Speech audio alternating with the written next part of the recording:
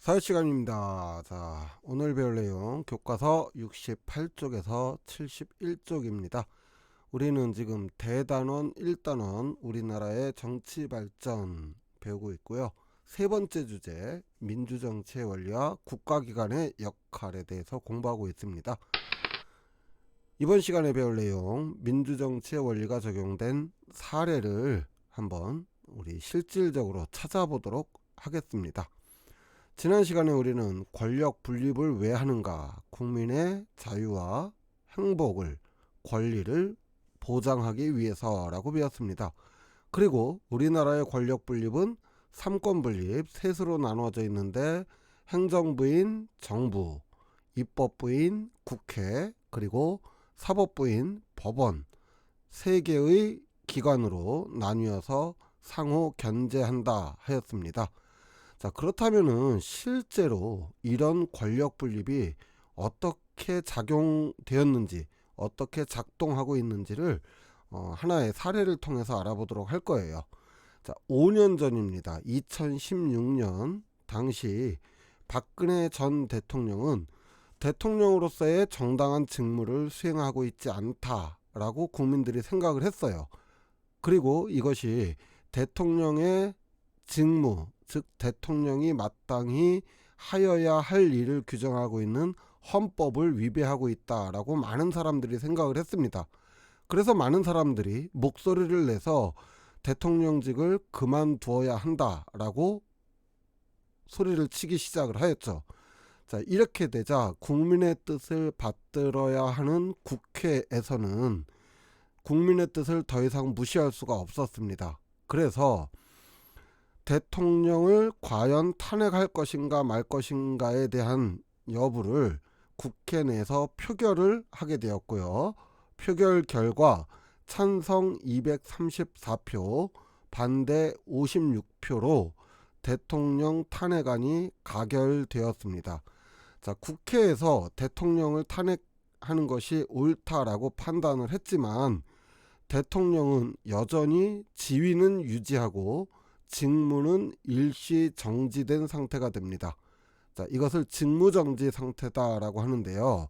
자, 왜 그런가 하면은 국회는 탄핵을 할지의 여부를 결정을 하지만 실제 탄핵을 하느냐 마느냐라고 하는 것은 사법부인 법원이 재판을 통해서 법적으로 과연 이것이 타당한가를 따져봐야 하기 때문에 그렇습니다.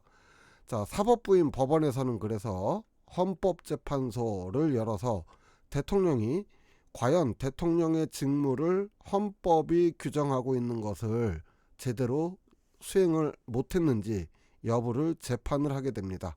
자, 그 결과 헌법재판소 재판관들 만장일치, 전원일치로 가결이 되었어요. 자, 그렇게 됨으로써 박근혜 대통령은 파면이 되었고 새로운 대통령으로 국민투표에 의해서 지금의 문재인 대통령이 취임을 하게 된 것입니다.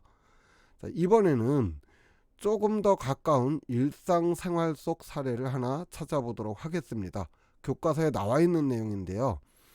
자, 전국적으로 대형 마트들, 대형 할인점들이 많이 생겨나기 시작을 합니다.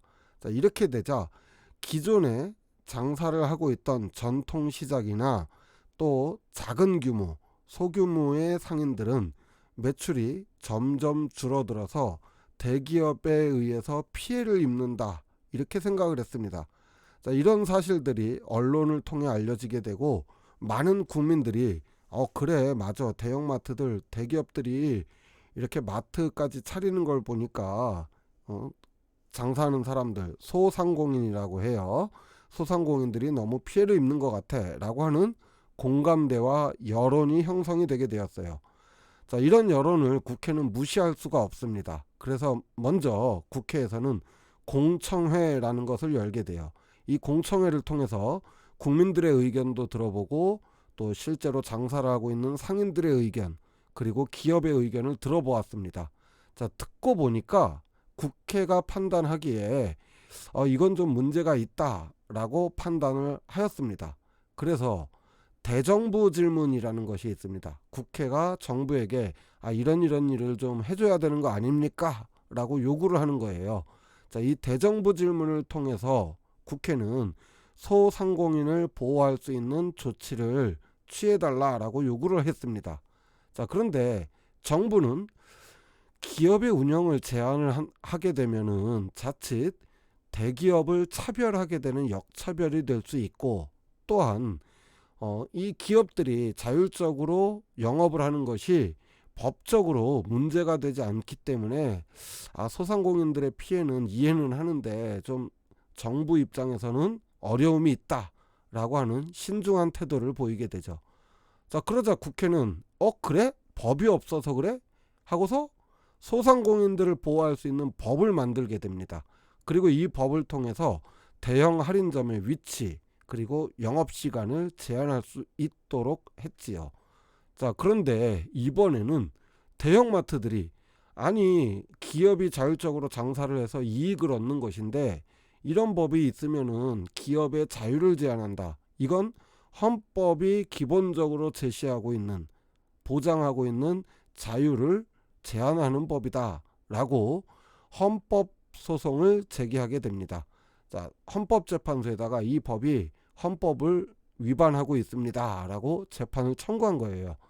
자, 그러자 헌법재판소에서는 재판을 하게 됩니다. 근데 재판 결과 이 법이 헌법을 위반할 소지가 있기는 하지만 그 여부가 가볍고, 또한 대다수의 국민인 소상공인을 보호하는 것이 오히려 헌법 취지에 맞다라고 판단하여서 대형마트들의 헌법소원 청구를 기각하였습니다.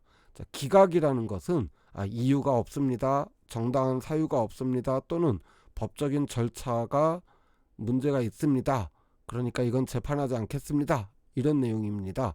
자, 이렇게 기각이 돼서 현재까지 대형마트들은 각 지역의 조례에 따라서 의무적으로 휴일을 가지도록 하는 의무 휴업일이 생겨나게 된 것이죠.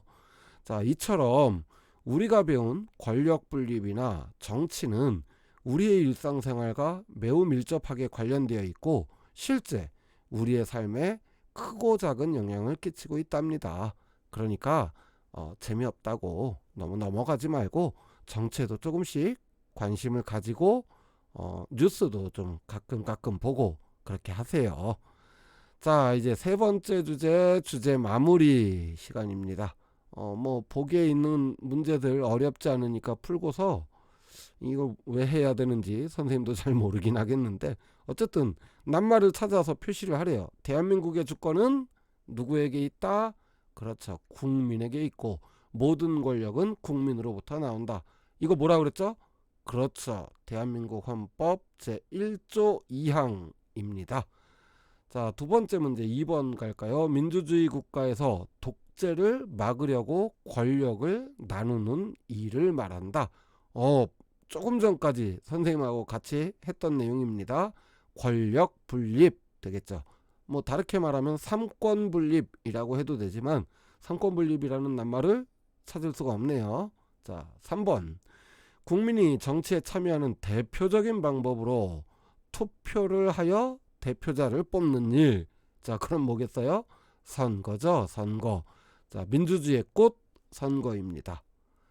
4번이네요. 4번. 국회에서는 나라의 살림에 필요한 뭐를 결정을 하죠? 자, 예산을 결정합니다. 실제 예산을 그러니까 돈을 얼마를 쓰고 세금을 얼마를 걷고 하는 건 정부가 합니다. 정부가 하지만 정부가 내년에는 세금을 이 정도로 걷고 돈은 여기에다가 이렇게 쓰고 이렇게 해야 될 것 같습니다 라고 하면은 국회에서 이 예산안 또는 결산안들을 심의를 해서 통과를 해야지만 집행을 할 수가 있어요. 그러니까 국회가 결정한다, 이렇게 보면 되겠습니다. 자, 5번. 국민들이 낸 세금으로 나라의 살림을 맡아서 하는 국가기관 정부죠. 실질적으로 국가를 운영하는 기관. 마지막. 사람들은 다툼이 생기거나 억울한 일을 당하면 어디 가서 재판을 받아요? 그렇죠. 법원에 가서 재판을 받게 됩니다. 자, 이렇게 해서 모든 주제 마무리까지 끝났고요. 다음 시간에는 드디어 대단원 1단원 단원 마무리를 하도록 하겠습니다. 단원 마무리가 끝나고 나면 이제 우리나라의 정치 발전 단원은 완전히 끝이 나고요. 그 다음으로는 우리나라의 경제 발전 단원을 배우도록 하겠습니다. 자, 수고하셨습니다. 오늘 수업 여기서 마칠게요. 뿅.